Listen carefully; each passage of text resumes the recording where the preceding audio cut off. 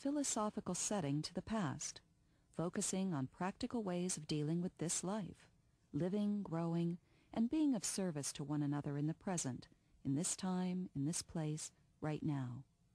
The Cayce readings tell an extraordinary story about how life is meaningful and purposeful, and we're all here on a grand purpose. But then they get even more specific and say that everybody is here on a specific mission, that each of us has come with unique talents and abilities and strengths to contribute something and to grow in a very special way, a very particular life path. And when Edgar Cayce gave life readings to individuals, and there's about 2,000 of them, he wasn't just telling them stories about their past lives, he was helping them see their mission or their purpose for this lifetime. And that's something each one of us can discover for ourselves. If you want to know what you need to work on in life, look at the people that you keep attracting to you. And if you want to know what you have to work with, look at the positive people in your life, because you can see your own strengths and weaknesses in other people. I feel that this material gives people a better way of living their lives.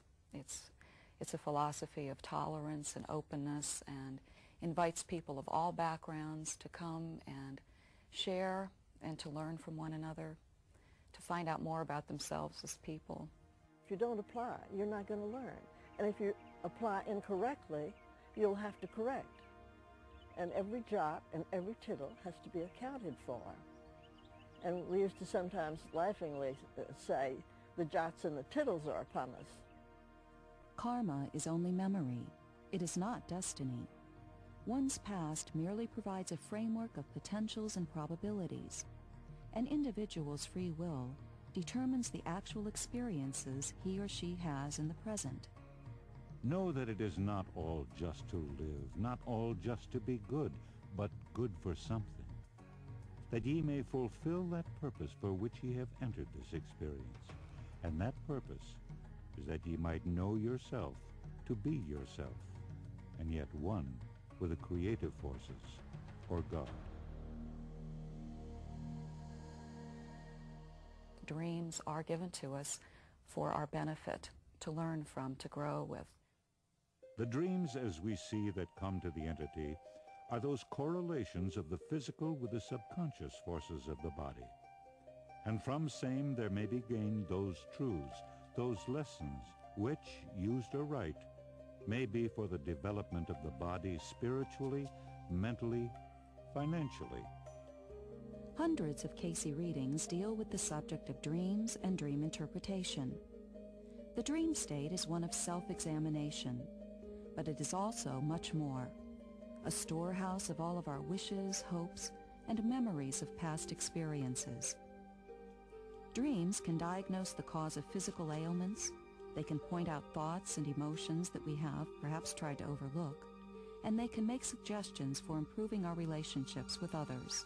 Dreams can be a catalyst for change in our lives. They can also be reaffirming that we are headed in the right direction, that they can give us sort of a spiritual upliftment that we might really need at a given time. Perhaps one of the most significant statements regarding dreams from the Cayce readings is that nothing of significance ever happens to us without it first being foreshadowed in our dreams.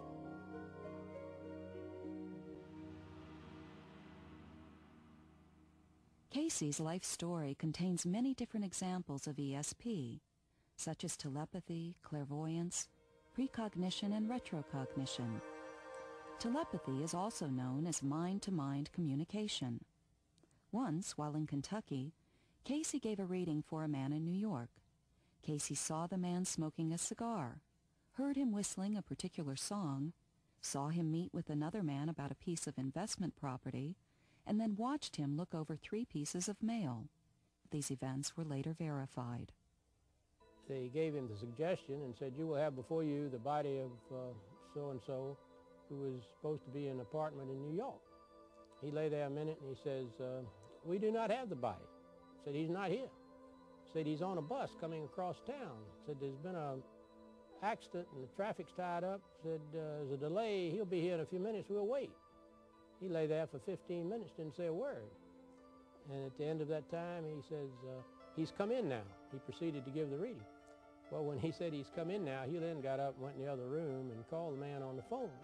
The man said, "That's exactly right." Said, I know I was supposed to be in my apartment, and I was on the way there, and I was on a bus, and there was a lot of traffic, and the bus was late, and I just this minute walked in. I felt an instant attraction to this man. He seemed so, well, I just trusted him, and I didn't think anything about his readings. When I sat there and listened to it, it was just like any other job of taking dictation. One day during a reading, he said a string of words, so I was wondering whether I should put a dash or comma or just how to word this. And over there asleep on the couch, I mean, his eyes closed, he said, "Put a comma between these." and a few times he did that, and other people learned that it was good to be present for the reading, because if they thought of questions, he would answer them without being asked. Although the readings discuss major global, political, and social upheavals, they also provide some inspiring insights into humanity's collective future. Cayce predicted that the time would come when every individual would realize their responsibility toward one another, a realization that would change the thought of humankind.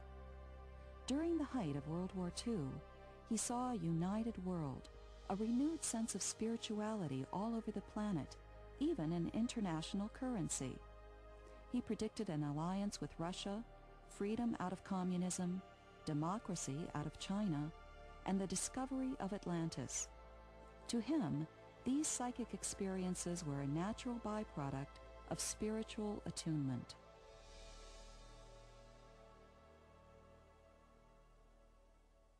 The Cayce readings on spiritual growth have served as a guide for decades, enabling people from every religious background to become more aware of themselves and their relationship to one another.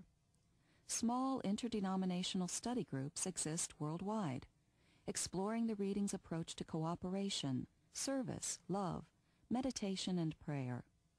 From Cayce's perspective, part of our purpose here on earth is to come to know our true relationship with God, and perhaps more than anything else, meditation is the key to understanding that relationship. Sitting quietly each day for a few minutes and awakening this divine within, I heard about all my life and had a heck of a time getting myself to the point of trying it on a consistent, persistent basis.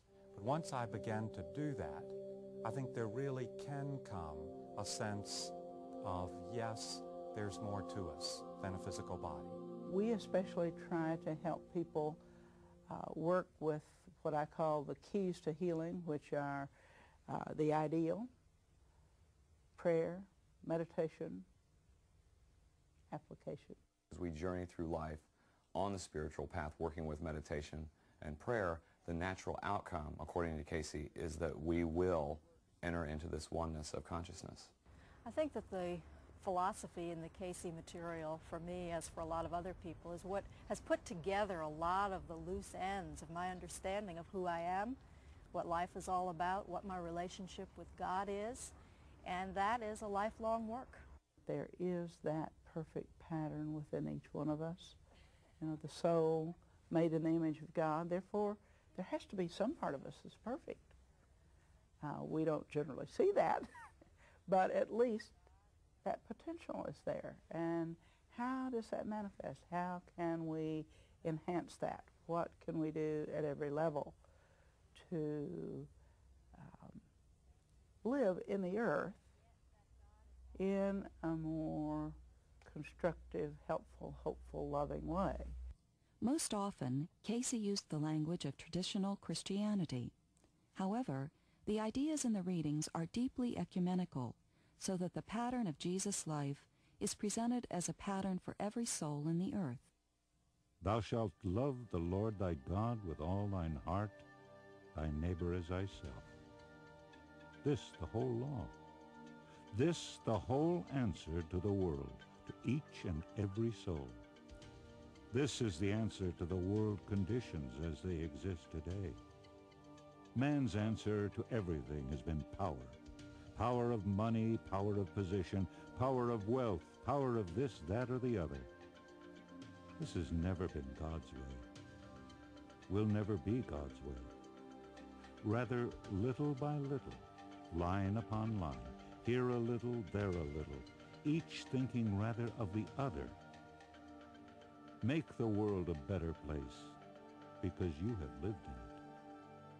When the Association for Research and Enlightenment was formed in 1931, the purpose was to research and make available practical insights from Cayce's psychic readings.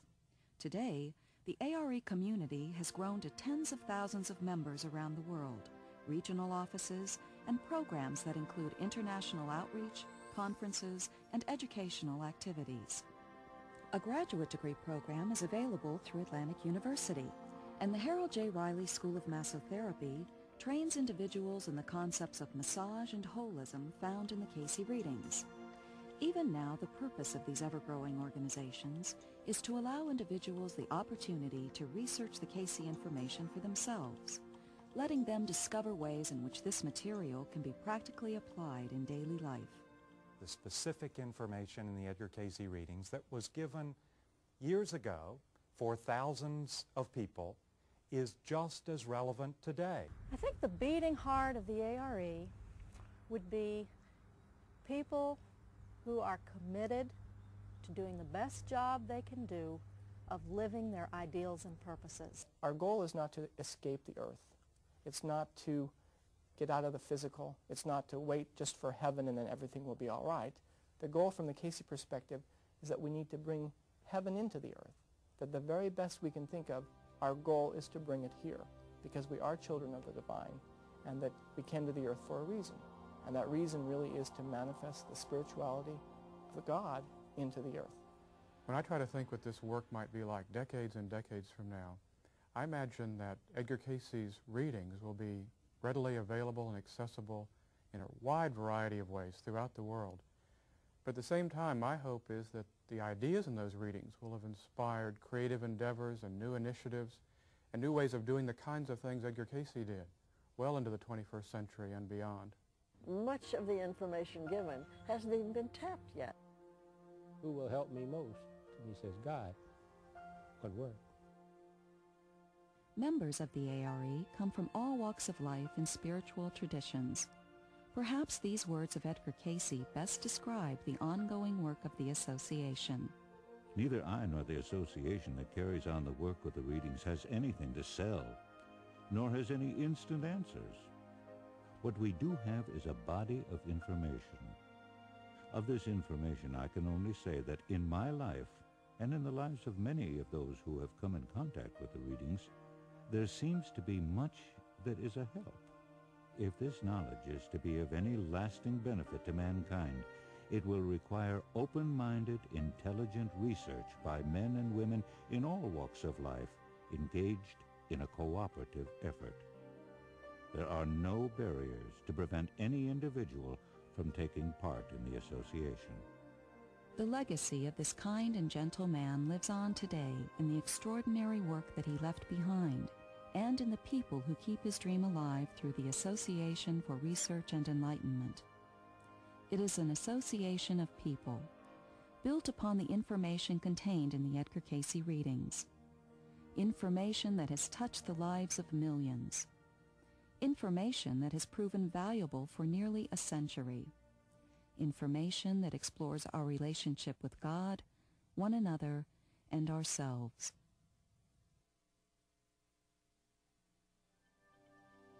As individuals grasp the concepts in the Edgar Cayce readings, they can transform themselves and in turn transform society.